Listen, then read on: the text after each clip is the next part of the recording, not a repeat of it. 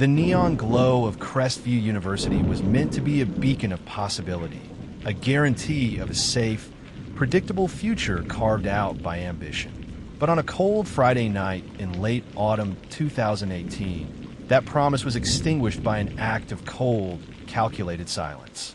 The last sound associated with Clara Hayes, a bright, 21-year-old art history student, was the muffled bass beat of a sprawling college party as she stepped out the front door at precisely 1:30 a.m. She walked out of a crowded, loud room where dozens of students laughed and stepped directly into a void that swallowed her whole.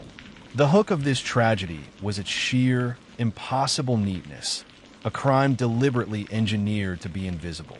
Clara was an anchor, not a drift. She was not chaos or risk-taker. Her life was an ordered ledger of academic commitments and meticulous planning. When she didn't return to her apartment, a simple 7-block walk across the most populated part of campus, by dawn, her disappearance was immediately filed under voluntary misadventure. The collective assumption of the police, led by the experienced but conventional Lieutenant Miller, was that she was a young woman who had simply made a bad choice. A drunken walk that ended in disorientation, a spontaneous decision to leave town, or perhaps a minor, reversible accident she was embarrassed by. The streets offered no sign of a struggle, no blood, no misplaced shoe, no frantic calls for help. It was the perfect invisible crime built on the oldest lie the police force tells itself. The idea that a missing adult must have chosen to be missing. For 7 agonizing days, Miller's team searched the usual places, the muddy riverbanks where students sometimes slipped, the campus hedges, the local emergency rooms. Every witness confirmed the timeline. Clara was calm. She said goodbye to 3 different people, and she left alone. The investigation was languishing, starved of physical evidence. The case was ready to be assigned its official, dismissive epitaph, cold due to lack of indicators, and slid into the cold file cabinet where difficult truths are buried by bureaucracy. The consensus was ironclad. She walked out, therefore, she walked away. Miller was convinced she would turn up tired and apologetic. But one investigator refused to accept the comfortable narrative of assumption. Detective Elena Ruiz, a mid-30s specialist with a reputation for prioritizing verifiable technical data, looked at Clara's abandoned apartment. The wallet, the ID, and the keys resting neatly on the desk, and saw a meticulously staged scene. An act designed to look like a spontaneous departure, but which was, in fact, an absolute cessation of life. Ruiz told Lieutenant Miller, with a controlled, quiet intensity that belied her conviction, that modern adults do not simply vanish.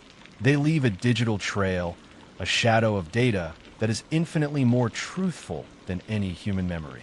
Ruiz bypassed the slow-moving chain of command and submitted a formal request so demanding it strained the department's technical resources. She requested not just the log of calls, but the entirety of the metadata, the complex, invisible digital ghost of Clara's entire final night. The raw data arrived on a chilling Monday morning, a colossal, encrypted file containing millions of individual tower pings, power consumption logs, and system data, the silent, microscopic record of the phone's interaction with the entire network. It required the focused, esoteric skills of Sam, the department's brilliant but socially isolated forensic analyst, to decipher. The simple logs confirmed the last user activity was a social media interaction at 1:35 a.m. But Ruiz was interested in the invisible architecture of the data, the signal handoffs, the power usage, and the precise geometry that plotted the device's movement across the city. The initial, staggering revelation came from the velocity calculation. The long-held theory that Clara had walked was instantly, definitively crushed by the immutable laws of physics. If she had walked the 7 blocks home, her phone should have lingered within the low-gain sectors of the local campus towers for at least 15 minutes, registering slow speed, low-frequency pings. Instead, Sam's specialized mapping software, a complex tool utilizing multilateration across 3 concurrent cell towers, showed the signal moving with a terrifying speed and purpose. The phone crossed 3 distinct cell sector boundaries in just under 9 minutes. The analysis of the handoff intervals and the resulting geometric plot confirmed a sustained average speed of 38 miles per hour. This was not a walk. This was a deliberate, rapid vehicular transit. The single fact, Claire's phone was in a car, changed the nature of the crime from an amateur missing person case into a high-priority, premeditated operation. The 7 days wasted by conventional policing were now revealed as a dangerous, critical delay. Ruiz felt a profound wave of professional fury.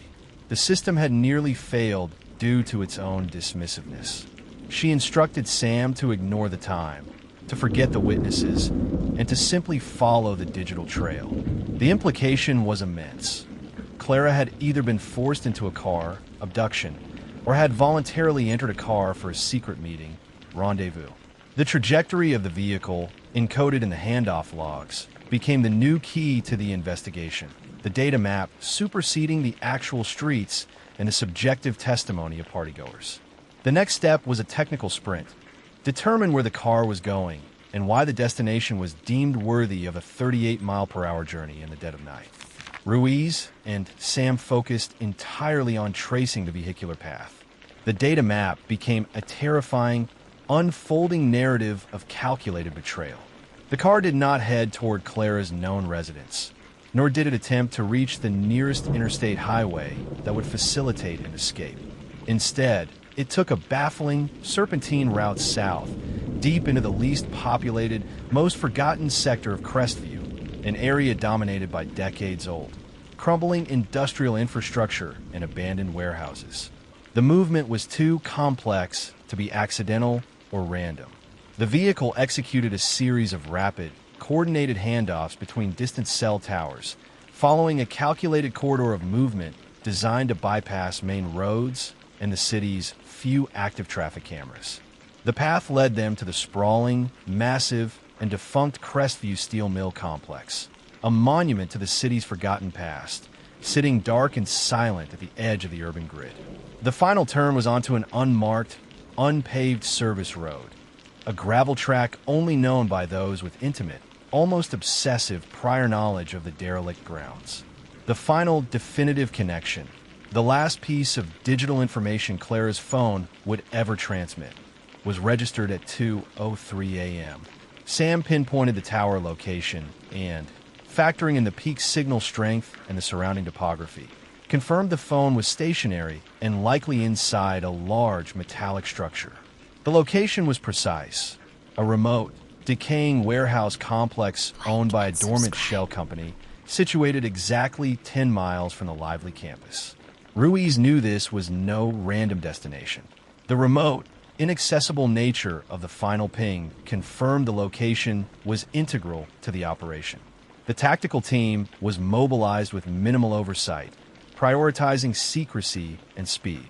They arrived before dawn, their vehicle lights cutting through the heavy mist. The complex was vast, silent, and surrounded by high, rusting razor wire. Thermal imaging drones confirmed the building was cold and empty. They were too late. Clara was not inside the warehouse. The phone was silent, the power either destroyed or deliberately turned off, leaving a profound silence. But Ruiz stood on the damp service road, the data singing in her ears. The phone had been there at 2:03 a.m. The body, or the architect of the crime, had to be inextricably linked to this precise, isolated geographic point. The atmosphere was heavy with the smell of old rust and decay, mirroring the moral deterioration that had brought them there. Facing a physical dead end, Ruiz knew the answer was not in the dirt, but deeper in the metadata. The structured drive to a known, secret location eliminated the theory of a random crime. Clara had left the party to meet someone.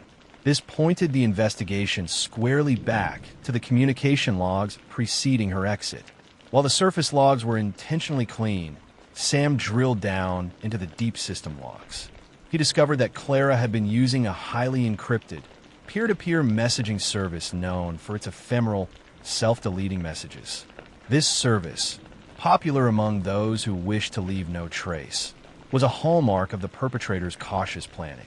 While the content was permanently erased, the timing, duration, and IP metadata of the connections, the digital handshake between the two devices, remained logged in the phone's operating system as an unerasable trace. At 1:22 a.m., exactly 13 minutes before she walked out, Clara's phone had initiated an intense 7-minute session on this secret app, a panicked, urgent exchange. This was followed by a rapid volley of short, coded messages between 1:29 a.m. and 1:33 a.m. The recipient was registered under a generic handle, but the connecting static IP address used by the other party was recorded in the phone's router history.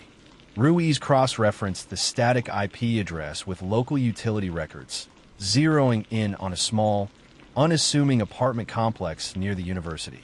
The leaseholder of the apartment linked to the IP address was Mark Dalton, a man in his 40s who had been suddenly fired from the university's English department 2 years prior following serious accusations of exploiting vulnerable female students. Dalton was a textbook predator, manipulative, narcissistic, and intimately familiar with the social environment he was banished from. He had motive for secrecy and coercion, and, most damningly, his IP address confirmed he was online and communicating intensely with Clara in the critical window moments before she left the party. This discovery was the final, devastating synthesis of data and motive. The crime was no longer an abduction. It was a probable fatal rendezvous orchestrated by a predator who had planned every detail, relying on the victim's existing emotional involvement and the remote, secure location. The secrecy was the weapon, and the phone records were the irrefutable confession, with the data providing an unassailable digital map of the crime. Ruiz ordered Mark Dalton be brought in for a final, decisive interview. Dalton was initially composed, arrogant, and clearly practiced. He delivered a seamless, rehearsed alibi. He was home watching a movie, alone, and went to bed at midnight, his phone shut off. He denied any current relationship with Clara, describing her only as a forgotten former student from a large lecture hall. Ruiz did not argue his words. She simply placed the cold, hard, data-driven map on the table between them. She began by showing him the tower triangulation map. She pointed out that at 1:42 a.m., his personal cell phone, which he claimed was charging silently at home, pinged off a tower 3 miles away from his apartment, in the exact reverse direction of his stated location. She showed him the relentless, synchronized succession of pings, matching the speed of a car. She detailed the precise path, naming the unpaved service road he thought only he knew. Finally, she slammed down the terrifying single-point truth. At 2:03 a.m., both Clara's encrypted communication log and his personal cell phone registered the same powerful connection from a single, distant tower servicing the secluded Crestview steel mill warehouse. The irrefutable evidence of the two digital footprints, moving in lockstep through the night to a secret, planned destination, shattered Dalton's facade. The proof was not in a witness statement or a physical trace at the party. It was based on the physics and geometry of his own device, evidence he couldn't lie to or intimidate. Dalton's composure dissolved into a desperate, sweating silence, his eyes fixed on the digital map that had mapped his guilt. He admitted he had maintained a secret, volatile relationship with Clara after his termination. He confessed they had arranged to meet at the warehouse, a location he used for off-the-book storage, to discuss their abrupt, forced breakup before he left town.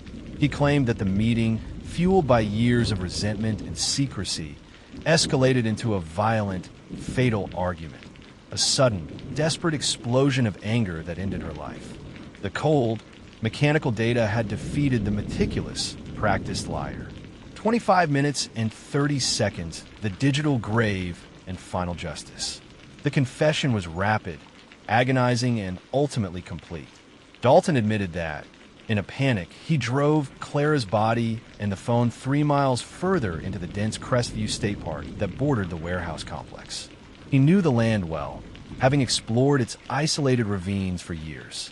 He told Ruiz the location was a ravine known locally as the Black Cut, a heavily overgrown, secluded area just off the unpaved service road that the phone data had already highlighted as the last viable network sector. He claimed he destroyed the phone immediately after disposing of her, which was the final act of digital concealment, explaining why the digital trail ended at the warehouse perimeter. Ruiz and her team mobilized for the final, sorrowful task. Armed with the confessed location and the precise digital route, the search was swift and focused. The data had done its job. Within 2 hours, they located the deep, overgrown ravine. Using high-powered spotlights and specialized rappelling gear to descend into the heavy woods, they found Clara Hayes' body, concealed beneath a thick layer of brush and stones, just yards from the final stretch of road the phone had traveled before its signal died permanently. The oppressive silence of the phone was now replaced by the quiet, heavy resolve of the recovery team. The case was closed, solved not by a witness or a confession that could be retracted, but by the relentless, truthful geometry of the cell phone records. Clara Hayes vanished after leaving a party, leaving a perfect physical crime scene, but her digital ghost, her silent, meticulous data trail, guided Detective Ruiz through the lies and the darkness, leading the detective straight to her killer.